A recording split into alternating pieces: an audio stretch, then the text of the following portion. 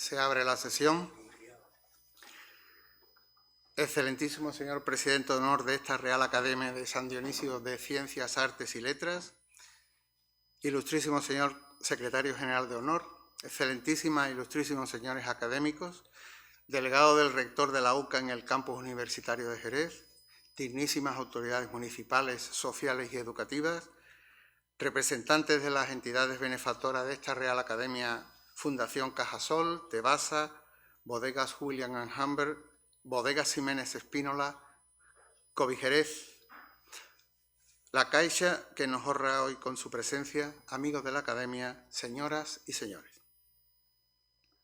Cerramos hoy con la tercera conferencia programada del ciclo Medicina y Sociedad, que ha sido organizado con indudable éxito por el académico de número de esta Real Academia, ilustrísimo señor don Juan Carlos Durán Alonso. Y para cerrar el ciclo, como digo, tenemos el placer de recibir en nuestra academia al excelentísimo señor don Carlos Infantes Alcón, cirujano cardiovascular, profesor de la Facultad de Medicina de Sevilla y presidente de la Real Academia de Medicina y Cirugía de Sevilla, bajo el título 50 años de historia de la cirugía cardiovascular. La Academia de Medicina y Cirugía de Sevilla tiene su antecedente en la veneranda tertulia hispalense, fundada en el año 1693. Posteriormente, a fines del siglo XVIII, se transforma en la Regia Sociedad y años más tarde, bajo la denominación actual Real Academia de Medicina y Cirugía de Sevilla. Es la academia de medicina más antigua del mundo. Todo un honor y mérito para todo el que la preside. Razones de protocolo explican que este presidente presente al conferenciante de hoy, lo cual hago con sumo gusto por la amistad que mantenemos y la admiración que profesionalmente merece el extraordinario currículum de una larga carrera dentro del campo de la cirugía cardiovascular. Para ello, y atendiendo al limitado tiempo que a toda presentación de una conferencia de estas características se le reserva, me tomo la libertad de exponer muy brevemente los aspectos más destacados del currículum del doctor Infantes Alcón. Sevillano de nacimiento, se licenció en Medicina en la Universidad de Sevilla. Se formó como especialista cirujano cardiovascular junto al profesor Ramiro Rivera en la Universidad de Stanford, California, pionero en los trasplantes.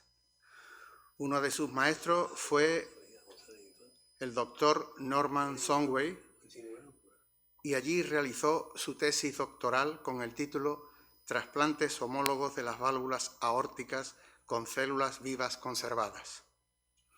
Ha ejercido durante 32 años como jefe del Servicio de Cirugía Cardiovascular del Hospital Universitario Virgen Macarena. A lo largo de su dilatada trayectoria profesional, el doctor Infantes estudió y se formó en otros centros internacionales.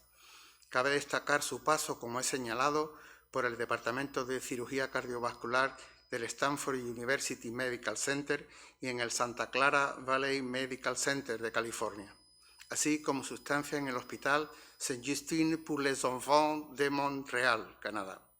A nivel académico, ha sido profesor de la Facultad de Medicina de Sevilla durante 18 años.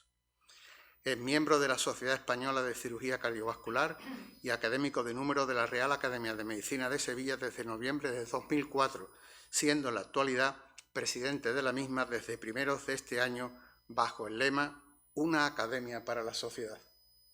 Le fue concedido el Premio Galeno de la Fundación del Colegio de Médicos de Sevilla, así como el Premio Leriche, constituido por el profesor don Sebastián García Díaz por su comunicación, Indicaciones de la cirugía arterial directa en el tratamiento de la enfermedad de Weber.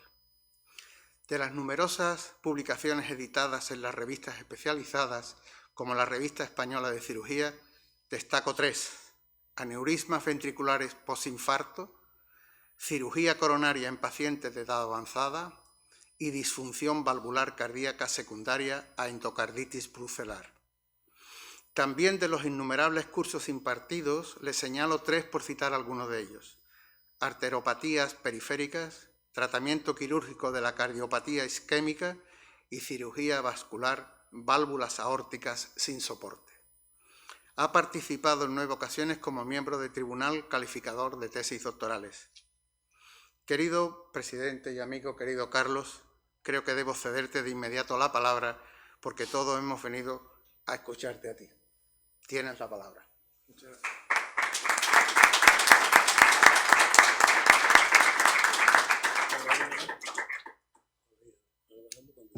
Sí, eso es. Sí, sí. Vale. ¿Te gusta poner esto? No, de momento nada. Sí. Muy buenas tardes. Muchísimas gracias por su asistencia. Excelentísimo señor don Juan Salido Freire, presidente de la Academia de Ciencias, Letras y Artes de Jerez de la Frontera. Excelentísimo señor don Francisco Fernández García Figueras, presidente de honor de la Academia. Excelentísimos e ilustrísimos académicos, señoras y señores. El estar invitado hoy a esta academia tiene una doble vertiente de satisfacción. La primera es porque la relación que vamos teniendo con el señor Freire y con otros compañeros de aquí provoca la alegría de poder compartir con vosotros una tarde como esta. En segundo lugar, porque últimamente tengo pocas ocasiones de hablar de mi especialidad. Me dedico a hablar de la insulina, a hablar de los residentes y a hablar de ese tipo de cosas. Pero poder hablar de mi especialidad es algo que me alegra muchísimo porque, ya digo, no lo hago últimamente con mucha frecuencia. Hablar de 50 años de la historia de la cirugía cardiovascular es relativamente sencillo. Es una especialidad que nace, se desarrolla y tiene obligadamente que cambiar en 50 años. ¿Dónde podíamos decir que empieza la cirugía cardiovascular? Pues podíamos referirnos a aquellas heridas de guerra, cuando se empezaba a tratar a una lesión en un momento en un campo de batalla. Y ahí se hacían heroicidades, pero no tenemos seguimiento de ello. Pero no es una fecha que pudiésemos valorar como comienzo.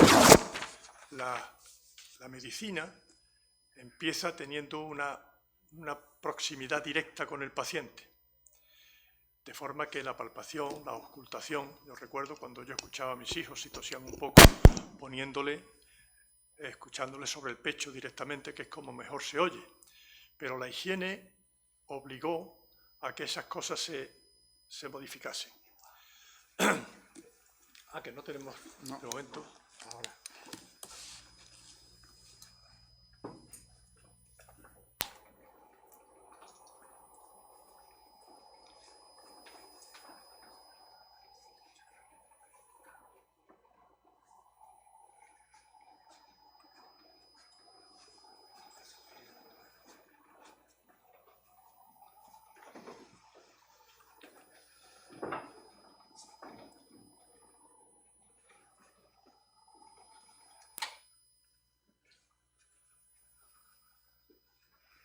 Bien, daremos un momento para verlo. Lo que he tratado es de huir de la tecnología específica, porque aunque hay personas que la entenderán perfectamente, como mi amigo Vargas Machuca, no creo que debería castigar al resto con algo incómodo. Entonces, debo reconocer públicamente que el escudo de la Academia San Dionisio es más bonito que el nuestro. Es realmente precioso. Bien. Decía que como consecuencia de temas de higiene nos vemos obligados a establecer una distancia con el paciente. Esta es la primera forma en que se podían escuchar el pulmón o el corazón de un paciente. Pero esto es el principio de algo que yo me gustaría que pensásemos, aunque no es el tema de la charla, pero sí que este es el primer paso en que la sociedad empieza a alejar el paciente del médico. Al principio fue así, pero seguíamos palpando, seguíamos percutiendo, seguíamos valorando las vibraciones pulmonares, pero el electrocardiograma, que ha ayudado muchísimo, era algo que se interponía, nos lo daba una información, pero la hacía el médico. Hacíamos analítica y nos venía el informe.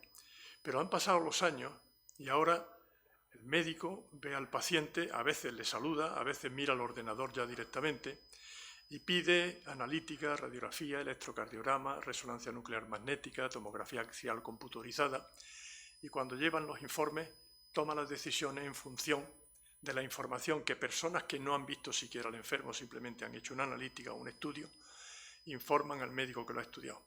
Esa separación, que ha sido buena, si la hemos perdido por completo, nos hemos equivocado en medicina. El médico hace 500 años lo que tenía es magia y nada de técnica, pero había una magia absoluta y había una vocación y un respeto absoluto sobre esa persona. Con el tiempo tenemos una enorme cantidad de tecnología, pero nos hemos ido separando del enfermo. Como en la medicina no mantengamos un porcentaje de la magia, que es la fe que el enfermo tiene en el médico, estamos perdiéndolo todo. Si miramos solamente un ordenador, terminamos siendo no humanistas y además tenemos parte de la capacidad de curación del enfermo, la hemos perdido. Y esto lo pongo porque es un ejemplo de aquello que empezó siendo. Pero ¿cuándo podríamos decir que empieza la cirugía cardiovascular? Hablemos de los años 40. Pues en los años 40 tenemos el cierre del ductus. El ductus es una conexión que normalmente tiene que existir en nuestro organismo hasta el momento del nacer. Y después se debe cerrar automáticamente por unos mecanismos que no vienen al caso explicar. Pero se deben cerrar. Pero hay circunstancias en las que no se cierra. Y se debe hacer. Afortunadamente es un tratamiento muy simple, puesto que no hay que tocar el corazón. Hay que ver la parte que están conectadas, las dos partes del corazón, cerrarla con un punto y se ha terminado. Luego, ¿podríamos decir que eso es cirugía cardíaca? Pues no. Vamos a entrar en algo más de profundidad porque el corazón no se toca. La coartación de aorta, que es Crawford, es un nacimiento también en el que la aorta en un punto determinado queda angulada y estrecha. Entonces no pasa la sangre por el sitio donde tiene que pasar, lo cual quiere decir que hay que reconstruirla. Pero tampoco se toca el corazón, luego tampoco nos preocuparía más. Los niños azules, la enfermedad de tetralogía de Fallot, en la que se soluciona parcialmente con una enfermedad, con una operación de Blalock-Taussig, también del 44, que no vamos a entrar en ella, pero son todas operaciones paliativas sin llegar al corazón. Sin embargo, en un momento determinado, sí llegamos a tocar el corazón. Este es un esquema en el que pueden, probablemente, no sé si ahí se ve la... No. Bueno, es igual. Verán que el corazón tiene un trozo quitado y a través de él se ven una serie de cuerdas que están ancladas a un músculo y a su vez están soportando una válvula del corazón que se llama la válvula mitral. Pues cuando, como consecuencia del reumatismo poliarticular agudo que teníamos cuando en los años 40 o los años 50, hoy día ya no existe, esa válvula enfermaba y entonces requería, como único tratamiento en aquel momento, abrirla introduciendo el dedo a través de una parte del corazón, provocando que no perdiese sangre a través de ese torniquete que se está viendo ahí, y con el dedo, con la ayuda del dedo y la parte externa sobre el corazón apretando, se hacía el esfuerzo de romper la parte que estaba pegada como consecuencia de la enfermedad. Ahí diría yo que ese es el primer momento en que podemos hablar del nacimiento de la cirugía cardiovascular, porque realmente se ataca el corazón, se resuelve temas que están dentro del corazón, aunque no se puede abrir porque hay que dejar que el corazón siga funcionando sin sangrar. Pero ya entramos en algo más profundo. En los años 50, aquí tenemos una chiquita a la que, envuelta en cubitos de hielo y enfriándola, se puede conseguir que la temperatura del organismo baje hacia 9-10 grados sobre cero. Cuando eso ocurre, y teniendo muy importante el cerebro también enfriado como consecuencia de los cubitos de hielo alrededor, se puede abrir y parar al corazón durante 2 o 3 minutos sin que ocurra nada, aunque no le llegue sangre al cerebro. ¿De acuerdo? Eso es lo que se llama enfriamiento por superficie, o core cooling, que es inmersión en agua, hielo, etcétera, etcétera. Pero esto era una hazaña hacer eso, aunque en este caso está claro que está publicado porque fue un éxito, pero evidentemente hubo tremendos fracasos que complicaron mucho la cosa. En el caso anterior, para ver de fracaso, el cirujano que hizo esto, un cirujano inglés, hizo una operación de esta y se le murió el paciente. Entonces fue muy atacado por la clase médica, pero el hombre estaba tan convencido que debería hacerlo que un día programó 3 casos en 3 hospitales distintos. Hizo el primero y falleció, hizo el segundo y falleció, y fue al tercero en el mismo día para que nadie le pudiese frenar, y consiguió que el tercero funcionase. Y que a partir de ese momento, habiendo perdido los 3 primeros casos, sin embargo, le dio vida a esta cirugía. Bueno, pues esto fue algo parecido. Este caso fue un éxito y funcionó muy bien. Pero no era suficiente. ¿Qué podíamos hacer? Entonces, si miran esta imagen, observarán que hay la silueta de un adulto y la silueta de un niño. El adulto es el padre, y utilizando el corazón del padre, sacando la sangre de la parte roja, que es la arteria que lleva oxígeno, haciéndola pasar por un artilugio intermedio para que no pierda la temperatura, se vuelve a inyectar en la parte aorta del niño para que la distribuya por el resto del cuerpo, pero ya no entra en el corazón. Y antes de que llegue la sangre al corazón, por las tuberías azules, se pasa a un reservorio, se calienta y se vuelve a inyectar en el padre. Luego el padre está funcionando, el corazón del padre funciona para el hijo y para él durante el tiempo en que, ya aislado, sabiendo que no hay problema, el corazón podemos abrirlo, tratarlo y resolverlo, como es el caso que se ve en la imagen de abajo, en el que se ve donde pone defecto, es la falta de conexión de una parte del músculo con la parte de arriba, que sería lo que se llama una comunicación entre los 2 ventrículos. Esto se hizo gracias a esta tecnología, pero aún así era muy complejo, porque la sangre del padre y la sangre del hijo tenían que ser 100% compatibles, si no podía haber todos los trastornos que conlleva una transfusión sanguínea no homóloga. Luego esto fue demostrar que se podía, y pronto empezaron otras cosas, pero esta fotografía que vais a ver es absolutamente histórica. Este es justamente el caso en el que se hizo ese, en el que a la derecha está el padre, al que prácticamente nadie le presta atención, sin embargo está conectado a la hija que se está tratando. Hay una persona que está haciendo la cirugía que se llama Walton Lillehei, que es el súper pionero de la cirugía cardiovascular con este tipo de intervención. Pero si miran, ahí a la izquierda, en segundo ayudante, está el doctor Norman Shumway. Norman Shumway, os sonará ahora cuando siga hablando, de que fue el que diseñó el trasplante cardíaco.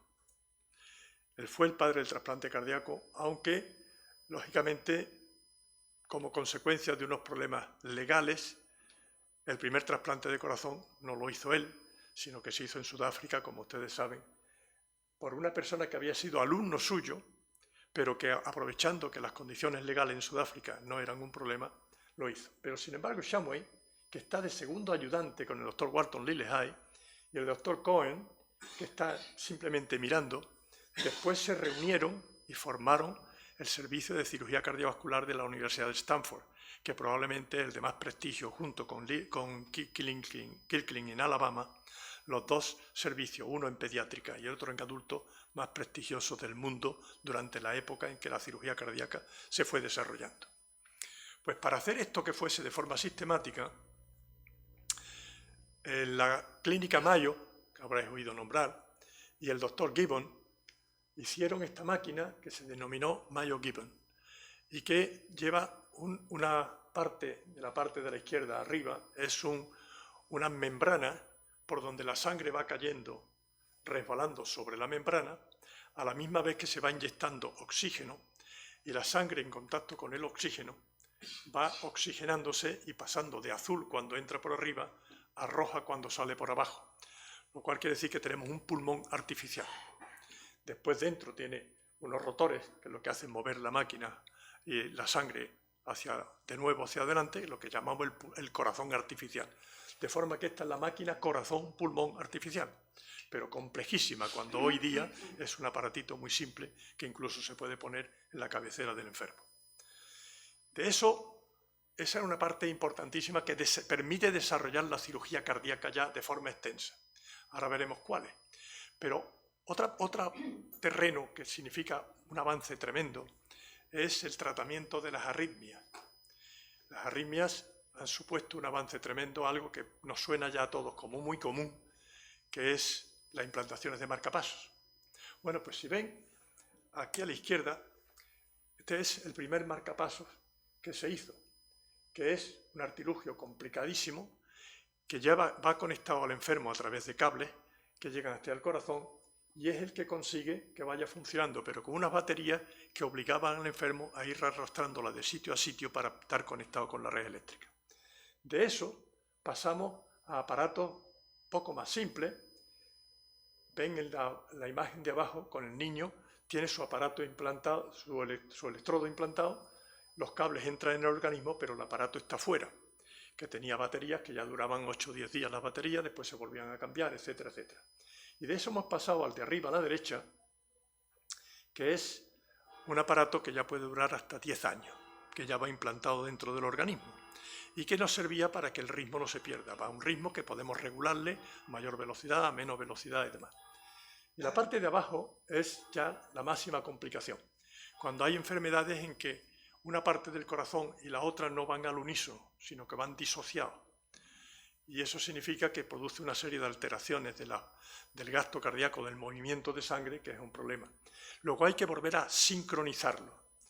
Por eso se tiene un cable, salen 3 cables del aparato, y uno llega, el más grueso de todos, al ventrículo derecho, otro se queda a media altura en la aurícula derecha, y otro, a través de una parte del corazón, que se llama seno coronario, avanza hasta la parte izquierda del corazón.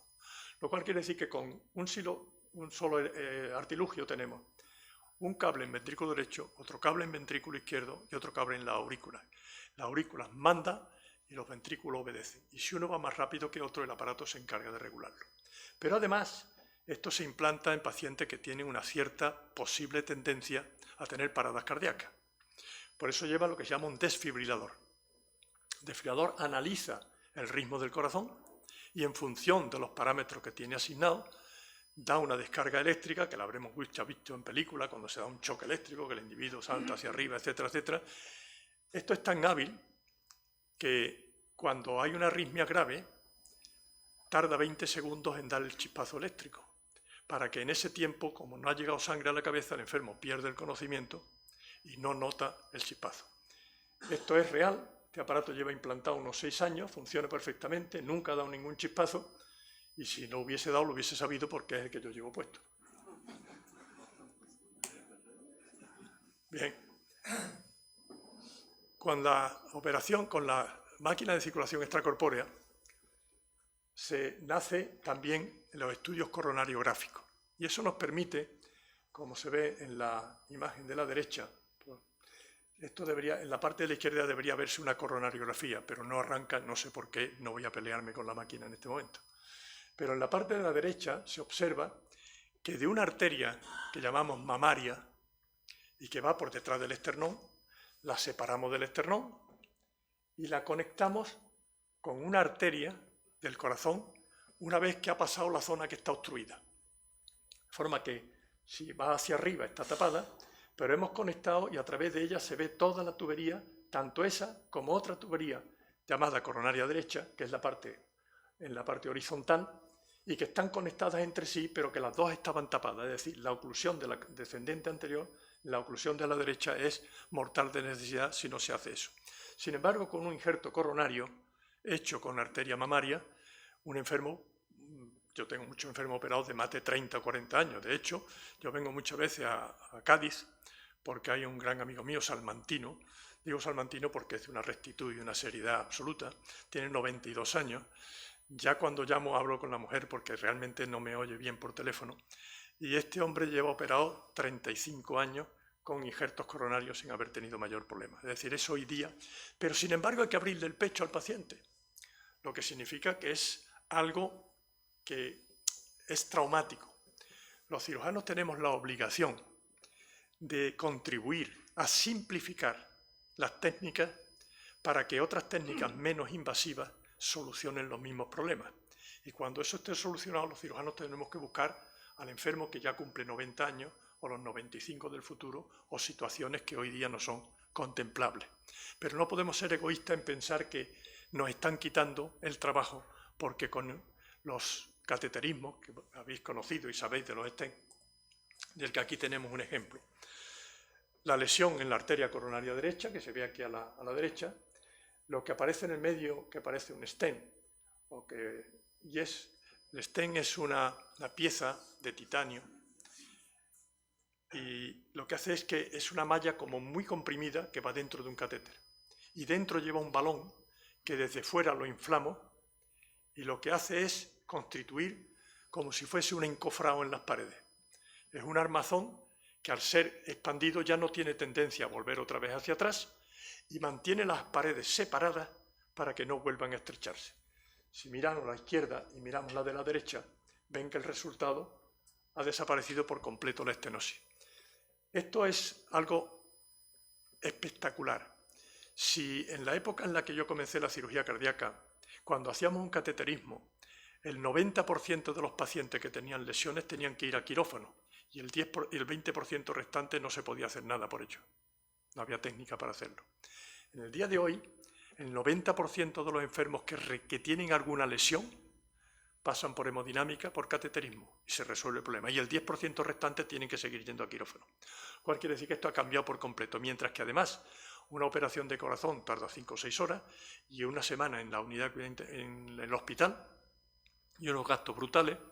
Con un cateterismo se hace en cuestión de 1 hora, se resuelve el problema que fuese y es muy sencillo y no es traumático. Digo esto porque ahora enseñaré una cosa del doctor Soames, que fue un señor tan agudo que para demostrar que se podían hacer los cateterismos, él se colocó un catéter en la arteria y con el catéter puesto fue a dar una vuelta por el hospital viendo a compañeros diciendo tengo el catéter dentro y consiguió que se hiciese. A mí me parece un individuo extraordinario. Y yo que soy menos extraordinario, pero que me parecía que era imitable, y a muchos enfermos se les decía, hágase un cateterismo, si es una cosa muy simple, si esto realmente tiene mínimo riesgo. Un día terminé de operar y le dije a un compañero que estaba abajo en hemodinámica, Luis Díaz de la Llera, que tú lo conoces perfectamente, le dije, Luis, hazme un cateterismo, hazme una coronariografía, porque si tengo las coronarias normales voy a seguir al mismo ritmo, y si no las tengo, pues pongo un stent y seguiría al mismo ritmo. Me lo hizo las coronarias normales, con lo cual me quedé tranquilo. Y esto estaba yo imitando a Soames cuando hizo el cateterismo, pero también imitando a mi maestro, William Angel, que un día, por ese mismo motivo, dijo, me voy a hacer un cateterismo. Se lo hizo, pero como era más bruto que yo, terminó y volvió otra vez a quirófano a hacer otra operación. Como consecuencia de ello, el brazo se le trombosó y hubo que operarlo para desobstruirle la arteria del brazo. Bien, esto hoy día es un resultado excelente. Bueno, pues cuando empezamos a hacer esto en el año 1970, se hizo la primera operación por un señor que se llamaba René Favaloro, del que contaré una anécdota. René Favaloro era un cirujano argentino, que era médico de familia, pero que a él le parecía que aquello era poco y que tenía que hacer algo más. Y se marchó a la Cleveland Clinic y aprendió a hacer cirugía y se le ocurrió quitar una vena de la pierna y ponerla, lo mismo que han visto anteriormente, que era una mamaria que estaba, eso, antes se utilizaba la vena de una pierna, se ponía entre medio y se hacía de puente.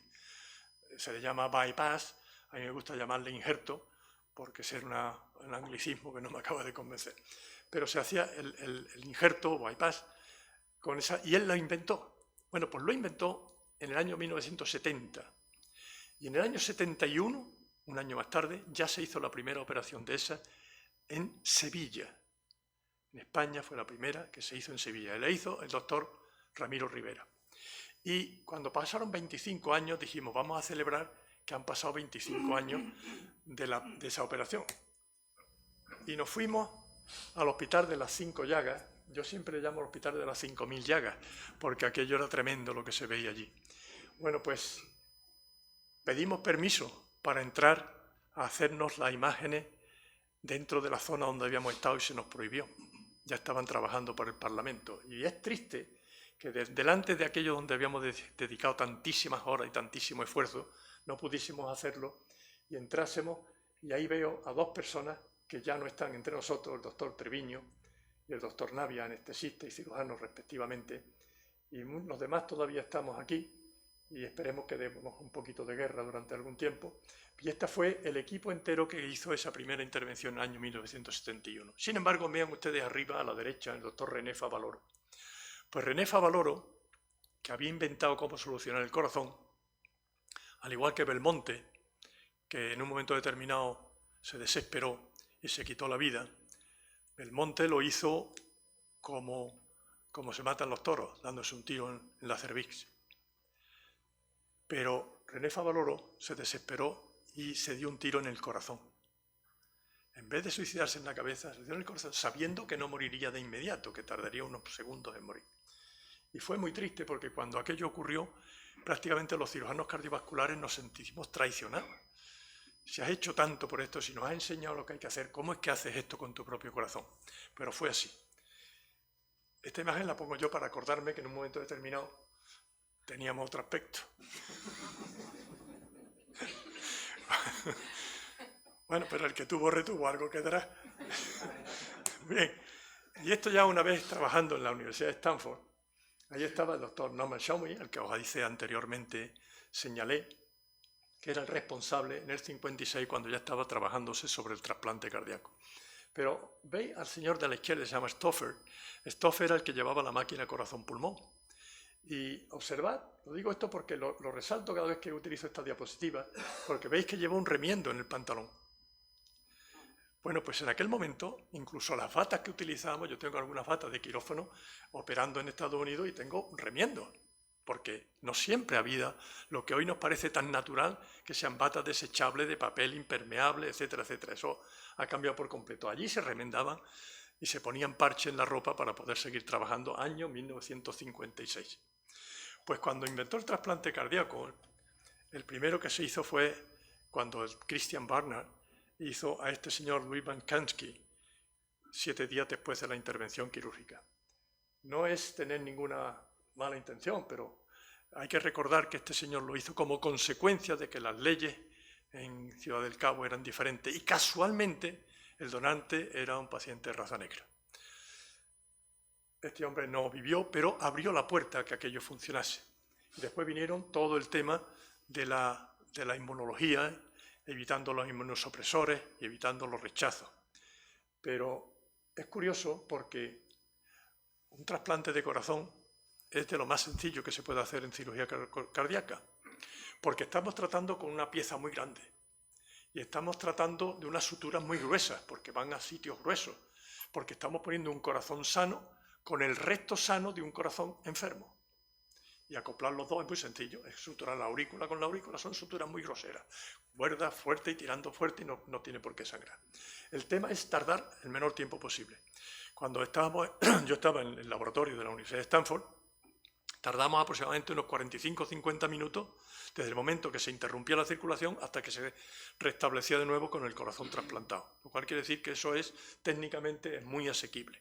Lo difícil es la preparación previa para saber la compatibilidad que hay y el mantener al paciente inmunosuprimido sin que haya complicaciones y problemas. Pero también eso ha cambiado, porque antes, ustedes recordarán, cuando se hacía un trasplante de corazón se tenía que llevar un mes aproximadamente aislado en un sitio con flujos laminares para que no se contaminase, etcétera, etcétera. Lo mismo pasaba con los trasplantes de riñón, los primeros que hacíamos, que empezamos a hacer aquí en Sevilla, puesto que es lo que podíamos trasplantar muy al principio, también había que tener unas precauciones que hoy día ya no son necesarias. Pero si hemos hablado de lo que es el trasplante de corazón y las reparaciones de las válvulas también se pueden cambiar. No vamos a entrar en ese tema porque sería muy complejo entrarlo, pero las válvulas cardíacas ya abriendo el corazón es sencillo quitarlas y poner una nueva. Pero con catéter ya, hoy día, las válvulas del corazón también se pueden cambiar. De forma que con un propio catéter las válvulas también pueden ir como si fuese un stent, comprimidas en un catéter más grueso, se llega a la parte del corazón en la que la válvula está enferma, se comprime hasta exprimirlas al máximo y ocupa el espacio que la válvula enferma tiene. La válvula enferma queda comprimida contra la pared, lo mismo que pasaba con los injertos coronarios, la lesión queda comprimida contra la pared y dejamos una válvula que al abrirla se expande y empieza a funcionar de forma natural, sin tener que parar el corazón. La fórmula que hacemos es poner el corazón a una frecuencia cardíaca muy lenta, con un marcapasos se le pone lo más lenta posible, de forma que prácticamente no funcione y en ese momento se expande la válvula y después se deja otra vez funcionar. Pero el catéter nos ha dado muchas más cosas, nos ha dado muchísimas más oportunidades. Y es, por ejemplo, algo que conocemos que son los aneurismas, de los que hemos oído hablar mucho de los aneurismas. Aneurisma es un concepto muy sencillo. Una tubería, como es las arterias de nuestro organismo, tienen tres capas. Una externa, que se llama venticia, una que es muscular, y otra interna, que es la íntima. La muscular, aunque me detengo un poco en esto porque saben que existe. La muscular, ¿para qué sirve? Para cerrar o abrir las arterias. ¿Y las regula quién? Lo regula el frío. Si ahora bien ustedes verán que las manos las tenemos heladas. Y es porque el organismo, para que no se pierda el calor que generamos, cierra las tuberías al máximo en las partes que no son importantes, como son las manos o como son los pies. Y sin embargo, cuando llega el verano y hace mucho calor, se abren las arterias para perder el calor por las partes que están más expuestas al sistema de circulación. Pues bien, los aneurismas se trataría de que las tres capas de una arteria se dilaten. Esto es muy sencillo a personas que tenemos ya una edad, cuando hemos inflado bicicletas y le salía un tomate a la cámara cuando la inflamos. Bueno, pues es eso. Se expande y lo que tenemos que hacer es, antes, durante mucho tiempo, lo que hemos hecho es abrir el abdomen por completo, poner una exclusión de la parte superior y una exclusión de la parte inferior, sustituir esa pieza, habiendo abierto al enfermo desde el final del esternón, del apéndice sifoide, hasta el pubis.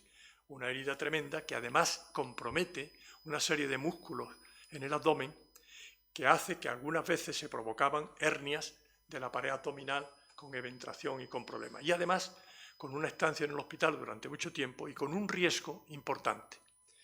Hoy día el diagnóstico es muy sencillo, con la ecocardiografía se averiguan muchos de ellos. De hecho, la mayor parte de los diagnósticos de aneurisma vienen como consecuencia de que un varón necesita hacerse una valoración de su situación de próstata, por ejemplo, y le dice, mire usted, la próstata no está mal del todo, pero tiene usted un aneurisma de aorta abdominal. Afortunadamente con eso sabemos que si el aneurisma no llega a tener más de 5 centímetros, la intervención con catéter es muy sencilla y se resuelve. ¿Cómo lo hacemos? Pues colocando también a través de la periferia un catéter que lleva una malla que cuando llegue a esa zona se expande, como va forrada con tela, ocupa el espacio y aísla la zona del aneurisma del torrente circulatorio, pasando la sangre por dentro del aneurisma. Esto ha cambiado también por completo la actividad hoy día en la medicina. Hay cosas que todavía no podemos abordar, como por ejemplo, hasta hace muy poco tiempo, las arterias carótidas, lesiones carotidias que provocaban lesiones importantes.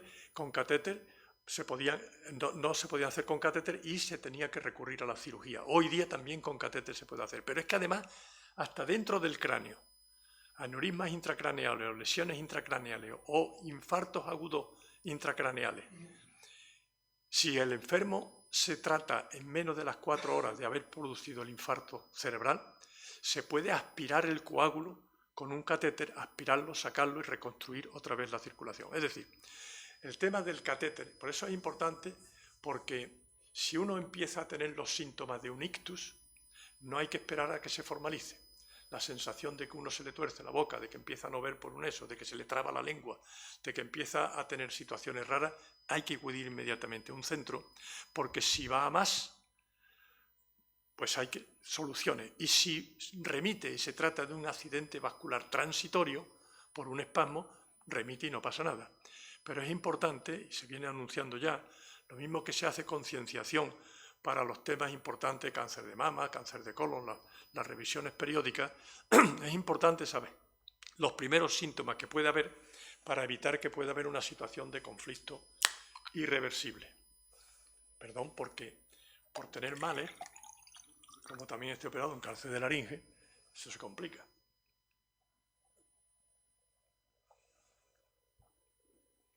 Pues bien, pero esto es un paso anterior a una situación que empezamos ya también a ver nos parecía como normal.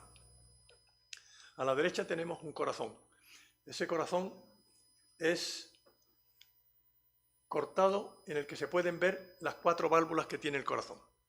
Las 2 que están más hacia el frente, más claras, son la válvula mitral y la válvula tricúspide. Y después está al fondo la aorta y la pulmonar. Hemos acostumbrado a cambiar la válvula mitral, la válvula aórtica, la válvula tricúspide, incluso a tratar la válvula pulmonar. Pero cuando un corazón está enfermo, aunque las válvulas sean sanas, si es enfermo lo que está es el músculo y no es capaz de hacerla funcionar, lo que hace falta es cambiar el corazón. Pero cambiar el corazón era muy complejo, no teníamos corazones suficientes. Y tras el trasplante cardíaco nace el corazón artificial. Esto se parece mucho a lo que antes veíamos del marcapasos que iba con un carrito inflándolo.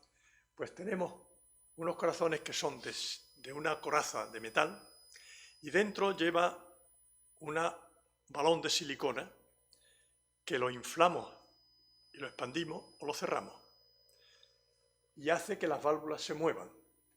Lo cual quiere decir que si nosotros lo conectamos con unos catéteres hacia afuera y fuera colocamos el equivalente a lo que teníamos en el tema de marcapasos, digo porque esto ya empieza a ser prehistórico, y movemos esa malla que está dentro, estamos haciendo la función que hacía el corazón y mueve las 4 válvulas.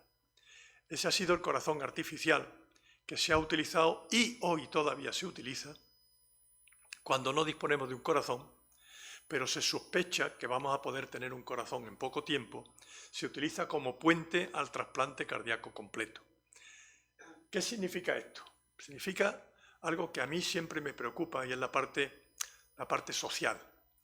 Hay que ver el esfuerzo tremendo que significa poner en marcha un corazón de este tipo. El esfuerzo tremendo logístico y tecnológico que para un hospital significa esto. Pero las empresas de diseño y la ingeniería tienen la obligación de ingeniar y diseñar cosas, y lo hacen. La industria tiene la obligación de hacerla rentable, y la profesión médica se siente halagada con poder utilizar estas técnicas. Con lo cual, no hay ningún eslabón que se pierda, porque además en las grandes instituciones y en las naciones, nadie puede oponerse a dar facilidad para que se ponga en marcha algo que salva vidas. Y nace este tipo de cosas de un costo brutal. Y luego no tengo más remedio que plantearme por qué hay un 50% de la población que es capaz de recurrir a este tipo de cosas. Y cuando digo esta, digo a muchas más, desde la más simple como trasplante de pelo o cualquier cosa más compleja, y el 50% de la población vive para poder comer cada día. Esa incongruencia en la que los médicos nos tenemos que sentir también involucrados como consecuencia de que provocamos muchas veces un gasto brutal, es una llamada de atención cuando veo este tipo de artilugios que estamos haciendo. Pero no los perdamos todavía, tenemos más todavía. Una compañía americana creó un concepto que se llama Da Vinci. Da Vinci imitando al gran Da Vinci, inventor y capaz de cualquier idea extraña.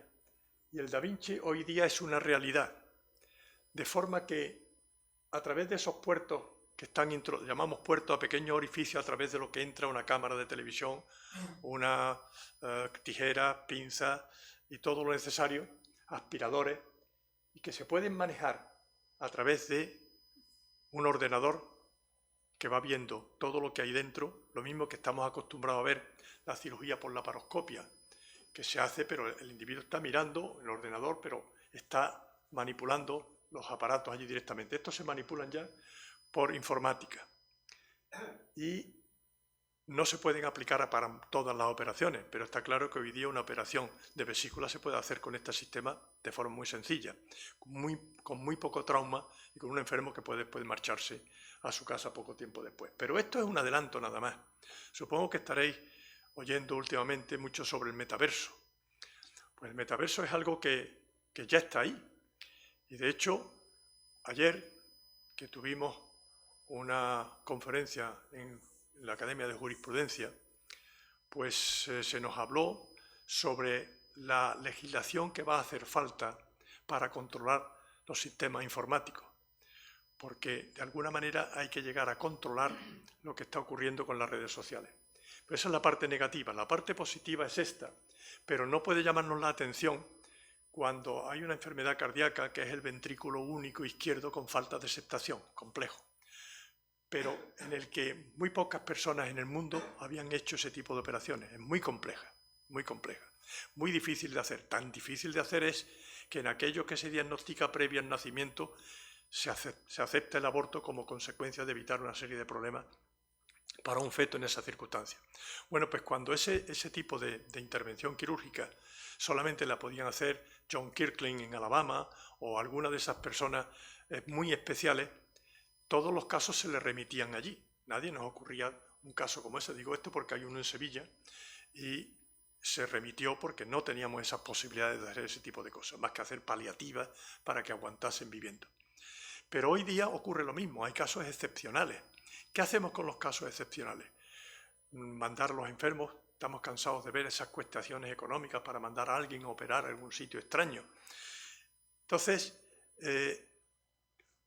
lo que se está viendo venir que a través del metaverso, que este tipo de intervenciones no lo hará ese señor ahí, sino que habrá un grupo de cirujanos preparados por si hay un accidente a actuar, pero la intervención estará practicada por la persona que tiene la mayor experiencia del mundo en esa intervención concreta en específico, aunque esté en Japón, que esté en México o que esté en Estados Unidos.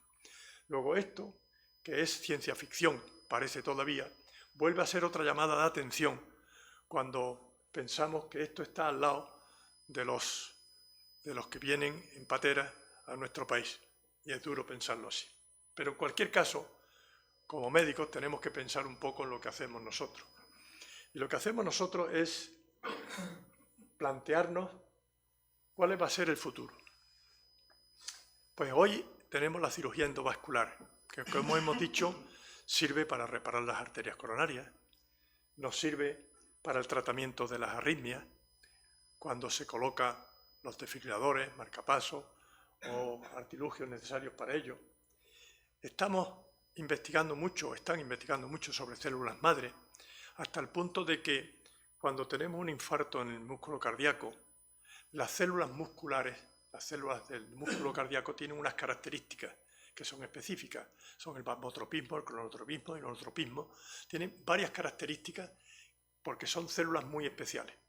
Pero cuando esas células tienen un infarto y mueren, la naturaleza las va sustituyendo por unas células que son del tejido conectivo, que son células muy torpes, muy simples, que no sirven para mucho más que para tapizar.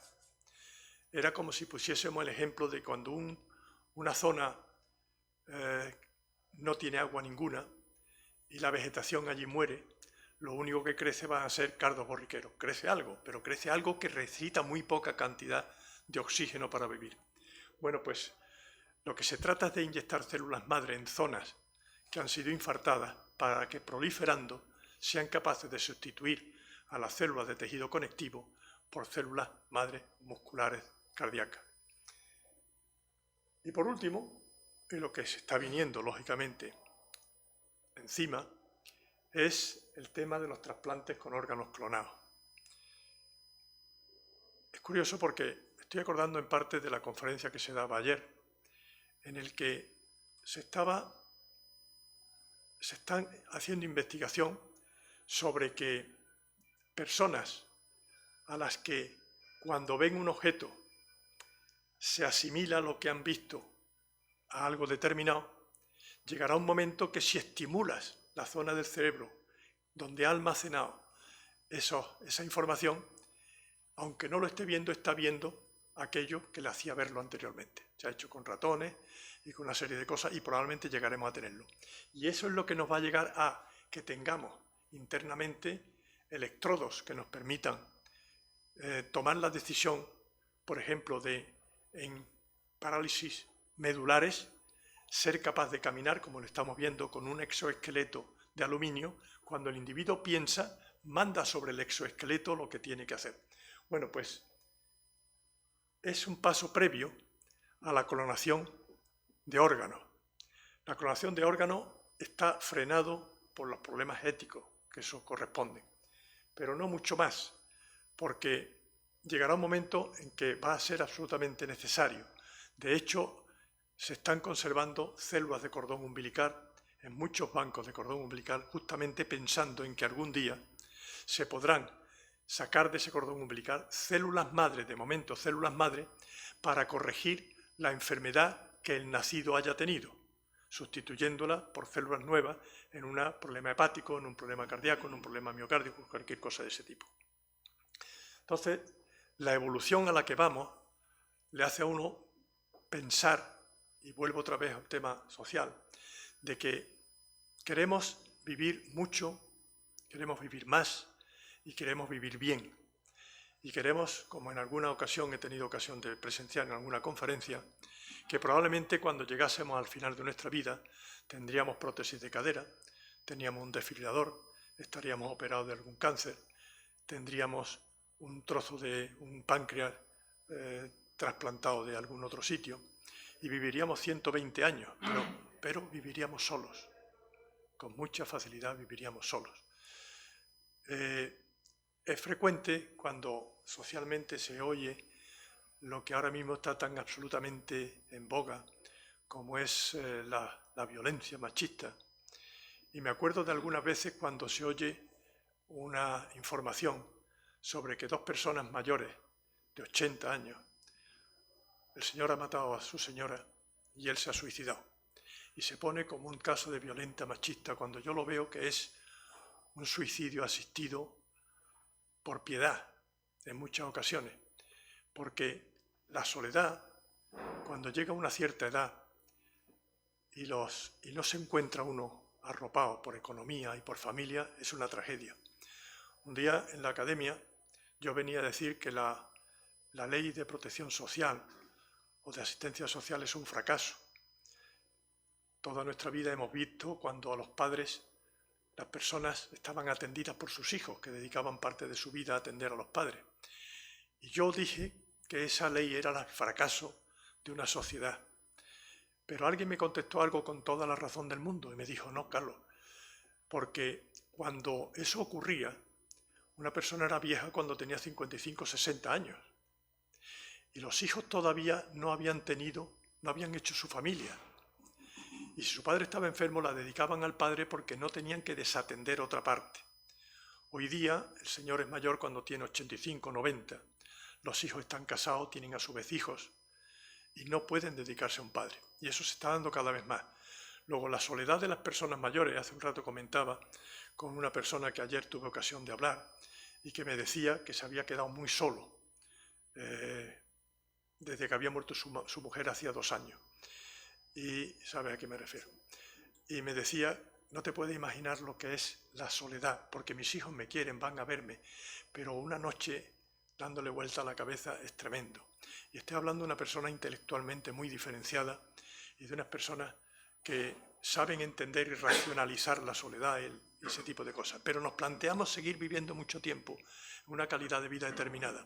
Y sin embargo, digo esta anécdota porque creo que son ilustrativas. Un buen compañero mío, oftalmólogo, se va todos los años durante 2 o 3 meses a África a operar cataratas y nos muestra algunas imágenes de mujeres con 40 años que son ciegas y que no pueden ya ni ser útiles ni para ellas mismas ni para lo que tiene alrededor.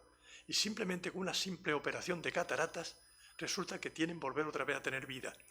Y estamos privando a una serie de problemas de personas en la sociedad de una serie de posibilidades, mientras que, ya digo, el resto de la población trata de vivir y vivir mucho tiempo. Y si para vivir durante mucho tiempo es capaz de sacrificar la vida de muchos otros, como estamos viendo ahora mismo, es imposible. Tenemos que aceptar, y esa es mi última diapositiva, que no es demasiado agradable, pero en el fondo es así. Yo creo que no, y más los que somos médicos, yo tengo un muy buen amigo, que además es cuñado de otro buen amigo que está aquí, intervenido quirúrgicamente por mí, una gran persona y con la que tengo una gran amistad. Y cuando nos veíamos muchas veces, le hablaba algo de la muerte y me decía, no me hable de la muerte, yo, tal, empezaba todas sus cosas. Pero llevo tanto tiempo hablando de la muerte que ya se ríe conmigo, porque yo creo que tenemos que ver como algo absolutamente imprescindible, y ojalá y venga cuando todavía estemos con un cierto grado de salud para poder disfrutar de la vida, y sobre todo, y esto probablemente es una barbaridad, hablaba un día con mi hijo, el mayor, está casado, tiene 2 hijos, ya están en la universidad en Estados Unidos, me decía, mira padre, ahora, a partir de ahora, lo único que me puedo esperar es una desgracia, porque me ha ido todo tan bien en la vida, que a partir de ahora, un problema de un hijo, alguna tragedia. Entonces, yo me lo pienso. Yo tengo mi familia, están prácticamente sanos todos ellos, pero hay cosas, tengo un nieto con un problema de deficiencia y yo pienso, no me gustaría ver la edad adulta de ese niño. No quisiera verlo. Es egoísta, pero es así. Pero esto me ha hecho reflexionar.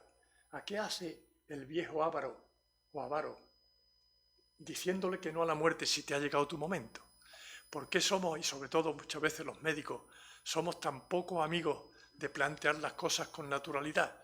Cuando en los hospitales hemos visto tantas veces la muerte y hemos visto a personas humildes morir con una enorme dignidad y sin embargo personas que teóricamente, intelectualmente debían ser hiperdiferenciados, temerle y no querer saber nada, incluso huirle e incluso pedir dormirme, pero no quiero verlo venir. Yo creo que debemos pensar sobre eso porque la cirugía cardíaca va a una velocidad que ya decía, esto es el nacimiento, el esplendor, y cuando preparé la conferencia le había puesto otro título, pero el señor Salido me dijo que 50 años de historia, pero mi título era Nacimiento, Esplendor y Ocaso de la Cirugía Cardiovascular, porque afortunadamente estamos pasando a ser historia y nos estamos dedicando a operar por encima de los 90 años para darle solución a ese porcentaje de la sociedad que quiere vivir mucho, lo mejor posible, aunque sea a costa de la absoluta soledad. Muchísimas gracias.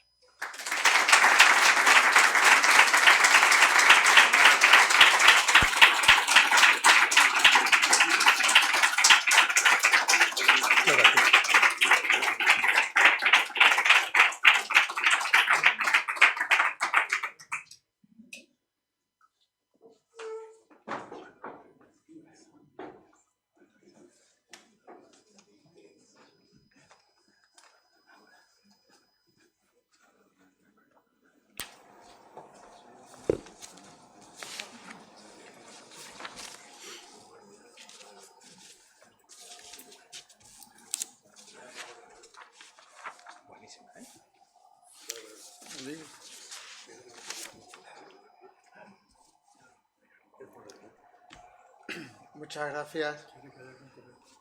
¿Perdón? No. Muchas gracias, presidente, por tan magnífica y detallada exposición. Ha sido todo un honor para esta Real Academia poder contar dentro del tradicional ciclo Medicina y Sociedad con tu docta palabra. Y muchas gracias también igualmente a las autoridades civiles, educativas y religiosas que nos acompañan, a los ilustres señores académicos, a los benefactores y amigos de la Academia y a todos los que nos honran con su presencia y les emplazo para el próximo martes, día 20 de diciembre, en el que celebraremos nuestro tradicional concierto de Navidad en la catedral de nuestra ciudad a las 8 de la tarde, 20 horas, con la participación de la soprano jerezana Maribel Ortega, el tenor sevillano Manuel de Diego y el acompañamiento musical al órgano del académico de número de esta Real Academia, ilustrísimo señor don Ángel Horta Rodríguez Pascual. Sin más consideraciones, se levanta la sesión. Muchas gracias.